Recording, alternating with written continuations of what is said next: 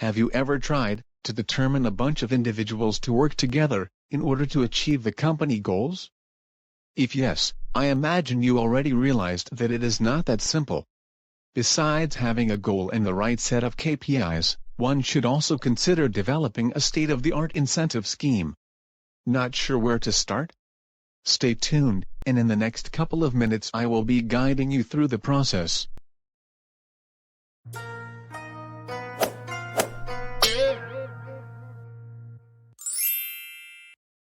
In the run-up toward success, there are many things that can go wrong.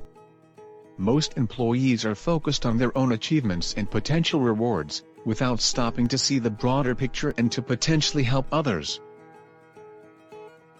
So, what are the key attributes of a great incentive scheme? First of all, it needs to be directly connected with the main KPIs, such as productivity and quality. If you haven't seen my video about how to set up key performance indicators, I strongly encourage you to do it. You will find a link in the description below. It never stops to amaze me how companies are willing to offer monetary and non-monetary incentives to employees, but fail to connect the rewards with the company's goals. When building an incentive scheme, you would ideally bring all your KPIs into one easy-to-visualize and understand metric. My favorite way to do it is by translating everything to points. Let's take Andrew, a call center operator. He was able to sell 15 credit cards, so he gets 15 points for that day, on the productivity side. At the same time, out of the total customers that were approached, 10 rated the experience as being positive, 5 negative and 12 were neutral. So, at the end of the day, Andrew gets a total of 20 and we have successfully connected his main two KPIs into a single metric, called points. If you need to add more focus on a certain dimension, such as sales, you simply put more weight to it. And, congratulations! Your incentive scheme is now connected to Andrew's KPIs. It's time to talk about the second attribute, which is making sure that Andrew is stimulated to compete with other team members. In most of the cases, average number of points per day should be more than enough for determining the team's hierarchy. It ensures that days when employees are on vacation, sick, or absent for whatever reason, are not counted. But, what if not all employees are working 8 hours per day? You might have some of them coming at work for 4 hours, or for 6 hours.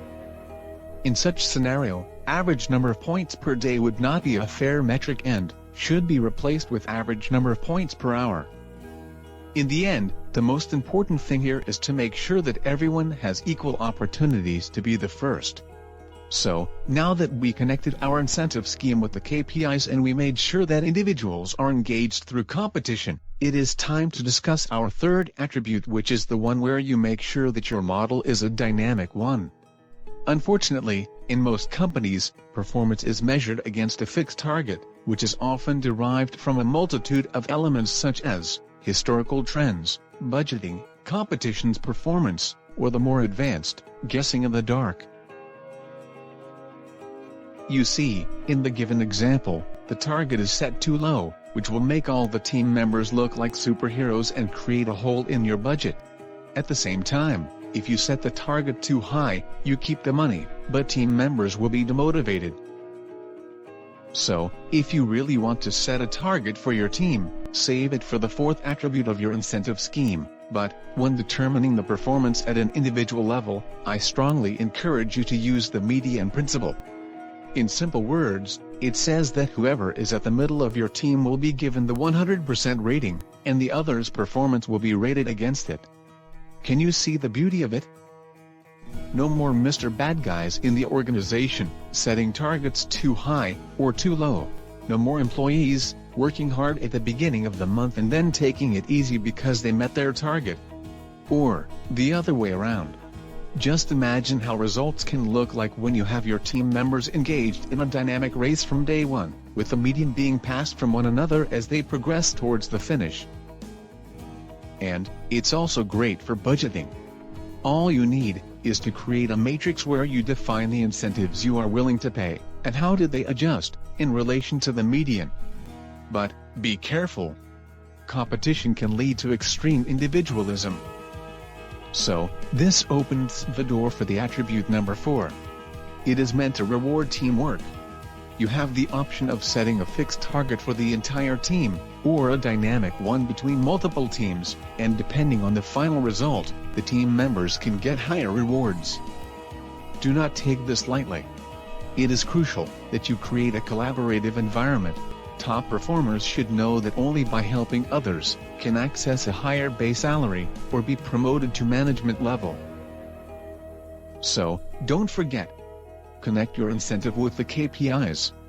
Encourage competition. Make it dynamic and promote teamwork.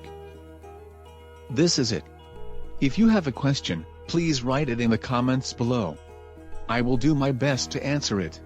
Also, if you got this far into the video, I do hope you found it useful, and it would mean the world to me if you reward it with a like. More content will come, so don't hesitate to subscribe and turn on the notification bell. Best of luck.